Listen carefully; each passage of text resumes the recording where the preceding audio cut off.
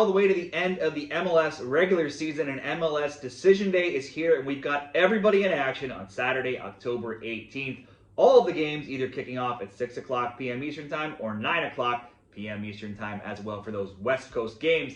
Now, we have the Philadelphia Union who have already wrapped up the Supporters Shield, and there's tons of teams that are playing for nothing this weekend, well out of playoff contention. There's still lots to be decided here for home field spots, the Western Conference title winner, general seedings, from home field to play-in spots, a group of teams fighting to get at that final play-in spots in the West as well. I'm going to cover many of these scenarios with 8 different games, 4 different best bets for this weekend's MLS predictions. You can find the picks in a summary at the end of the video as well. And if you find this information helpful, help me out by giving the video a like to keep spreading the word about the channel. So let's kick things off here, and we'll start with 2 Eastern Conference games. FC Cincinnati, CF Montreal. Cincy can finish 2nd or 3rd in the East. Montreal, they're out of it. They're in 13th. FCC going into the playoffs in good form. Undefeated now in 4 games at 3-1-0. Evander's streak of 3 games in a row with an assist, 5 total in that time, ended last game. So too did a streak of 7 games with a shot on target. Denke has goals now in back-to-back games and a shot on target in 5 straight. Always some players worth considering for Cincinnati player props. Like I said, there's nothing left to play for Montreal, but they haven't given up. They have a 4-1 win and a 1-1 draw now in their last 2 games. They're 2-4-2 in their last 8, so a lot of draws. They've conceded a goal in 16 straight. Owusu, usually the main man to target. He didn't score or get a shot last game, but had 11 games with a shot on target or more beforehand. Since he won 3-1 when they met earlier this season. Last year they won 4-1. Montreal won 4-2. That makes bets on both teams to score in over 2.5. 5-2 in the last 7. Both teams to score alone 6-1. I would expect Cincy to win here, but Montreal does usually put up some sort of a fight. So as a relatively simple first leg of a parlay, we'll go Cincy double chance. That's the win or the draw. And we'll pair it together with what's possibly the most exciting game here, Nashville and Inter Miami. Miami are tied with Cincy, and they can also be 3rd or 2nd in the East. Nashville's 6th. With a win, they can move all the way up to 4th, but they would need a lot of results to go their way as well. They could also drop all the way down into the play-in spots, something they'll be wanting to avoid. As things stand, this would actually be the round 1 matchup in the playoffs. Nashville is 2-1-0 in their last 3. They've scored 6 goals in that time. They've scored in 6 straight, in 9 of 10. They've also given up a goal in 11 straight. Naturally, that makes both teams to score bets pretty profitable at 9-1. Both teams scoring over 2.5, also 5-1. Surridge has goals now in 3 straight, goals in 5 of 6. Only 1 time in 14 games has he not had at least 1 shot on target. Mukhtar didn't score last game, but he did in each of the 3 games prior. Now, after a draw and a loss, Miami won 4-1 and 4-0 in their last 2 games. Messi leads the Golden Boot race. In his last 2 MLS games, he has 2 goals and 4 assists. Always a great bet in the goal or assist department. He's had a shot on target now in 11 straight, and recently shot on target totals of 5, 3, 2, 4, 4, 4, and 3. Miami won 2-1 this year, and they've owned this matchup. They're undefeated in 8 games against Nashville. Past scores between these teams: 2-1, 3-1, 3-1, 2-2, 0-0, 1-1, 2-1, 2-1, 5-1, and 2-1. There's a ton of both teams scoring over 2.5s in there. And the way Miami games go this season, that's usually how all of their games end. This one could see a similar result. So let's go both teams score over 2.5 with the Cincinnati double chance. That'll bring us to almost even money at -107. So if we want to make it a little bit better, we could go for the Surridge shot on target. We'll bump us up to 127. Or also throw in a Messi shot on target to +145. All of those options look pretty solid. Next up, San Jose and Austin. This is a West Coast game. This will be the 3rd time these teams have met this season. First, it was 2-2 in the U.S. Open Cup, and Austin won in PKs. Then Austin won again, 3-1 in MLS. It's actually now been 8 games since San Jose got the better of Austin. Not since their very first meeting way back in 2021 has there been a 0-0 between these teams. It's been all goals and lots of goals since.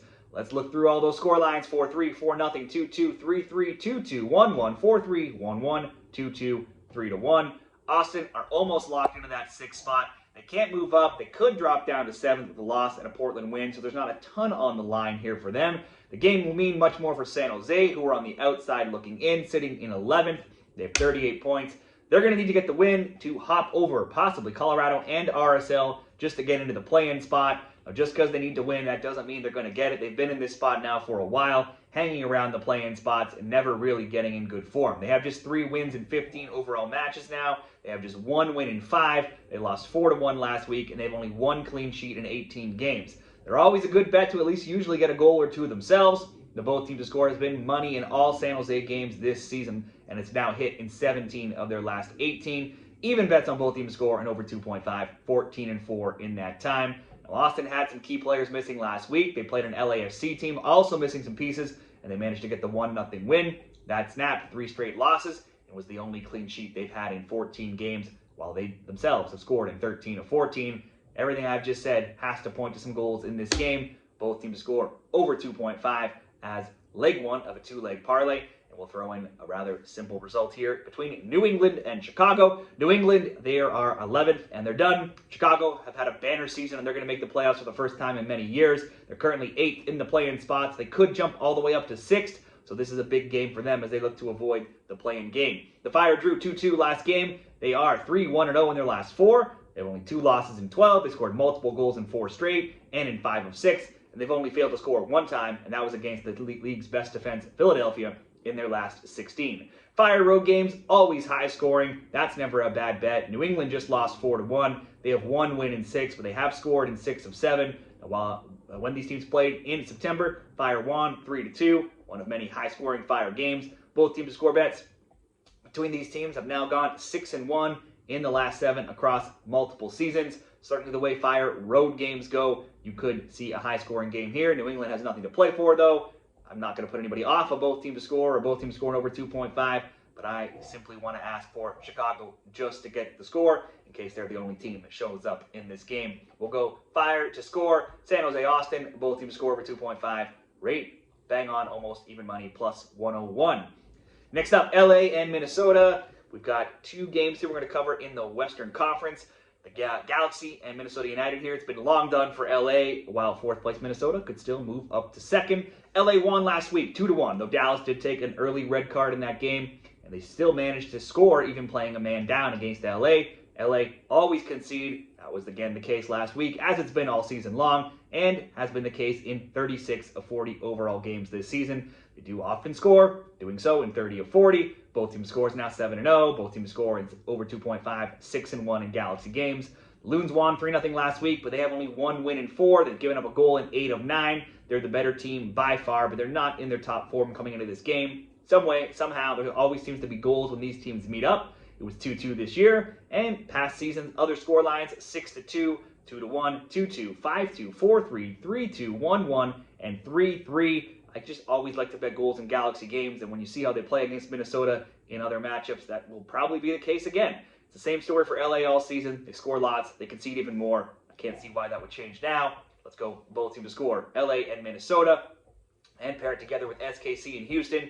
It's over for both of these teams, so there's certainly a chance that we don't get a good effort, or maybe we get a sloppy, wide open effort. These teams are 14th and 12th.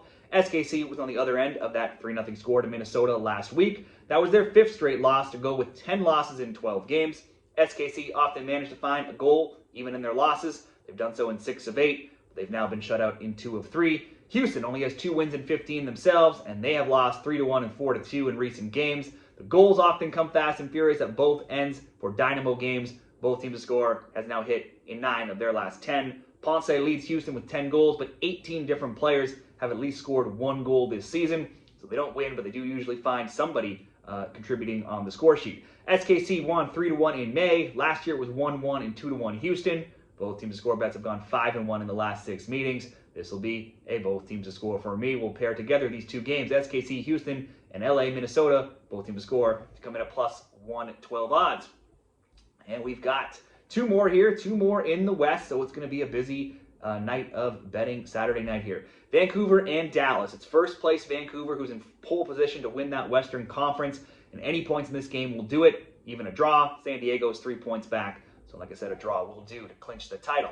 The Caps are one of the league's hottest teams right now. They're Canadian Championship winners. They're undefeated in 8 league games, and they've won 4-1 and 2-1 in their last 2. Mueller scored a late goal to get the winner last week. He's got 7 goals, 3 assists in his 3 games with Vancouver. His first game, he only played 29 minutes, so he's contributed a goal or an assist in every single game where he's played for at least an hour, and you would expect that to continue here. Dallas is 8th with 41 points. That's 1 of 2 play-in spots, but all kinds of movement could still happen here. Dallas can drop out of the playoff picture entirely, considering RSL has 40 points, Colorado has 40 points, and even San Jose has 30 points. They're all still in the playoff picture. FCD had an 8-game undefeated run going before taking an early red card last week against the Galaxy and losing that one 2-1. Now what's worse is their first and fourth leading scorers, both Musa and Farrington, are both suspended this week, which is definitely going to hamper their offense. The both teams to score 7-1, and given the Caps have also conceded in 5 straight and how badly Dallas needs this, maybe this could be another good both teams to score bet. This was a tight game back in March, though. Vancouver only winning 1-0. They had 0.8 XG. Dallas had just 0.2 XG. All a draw will do for Vancouver to get the title. I'm going to assume they want to go into the playoffs with another win. Draw's probably not going to be enough for Dallas, as teams could still jump them if they get wins. So maybe Dallas will need to push forward here and try to get the win, which probably is going to lead to Vancouver having even more chances. We're going to go for the Vancouver win here. That's minus 210 by itself. We'll throw in one more selection. Colorado and LAFC. As mentioned just earlier, Colorado, they're 10th, but they can still jump up to 9th or drop even 9th or 8th here into the play-in games. The way the Rapids have played, though, in recent weeks, that's not looking very likely here. They only have 1 win in 6, none in their last 3, and they've not kept a clean sheet in any of their last 13 games. That's bad news against an in-form and high-flying LAFC team. LAFC 3rd right now. They can't move to 1st, but they can go to 2nd. They can still drop to 4th. Buwanga and Son had scored 18 straight goals for LAFC, but they left for international duty. In their absence, LAFC still won 2-0 in the first game, but then they went on to lose 1-0 last week. Last week's loss snapped a run of 6 wins where they had outscored opponents 18-5. It was the first time they hadn't scored in 13 games. Both of those players will be back in the lineup this week. This will be the 4th meeting of the season between these teams, each winning 1 leg in the CONCACAF Champions Cup. LAFC winning 3-0 in MLS. LAFC now 4-0-1 in the last 5 between these teams. You'd have to bet something on LAFC here. Maybe some sort of prop on Buwanga or Son. Either of them good bets to score. If Messi fails to score some goals earlier in the night here, Buwanga could still be in line to get that golden boot. He'd still have to have a big night, likely to score 2 or 3 goals there to catch him, but it is something worth watching. If Messi doesn't score, there'll be some extra incentive for Buwanga. I think LAFC, with both of these guys in the lineup, and especially if Buwanga has a chance to still get the golden boot, should be able to score at least 2 goals here. That by itself is a minus 230, could be a good bet all by itself, or simply backing LAFC to win could be a good single bet as well. For this parlay, I will go LAFC over 1.5 goals with the Vancouver win coming in at plus 161 odds, and that will wrap up the best bets for MLS Decision Day. Let me know what you're betting down there in the comments for the final week of regular season in MLS. Give the video a like and subscribe to the channel on the way out. And good luck. See you again in the MLS Cup playoffs.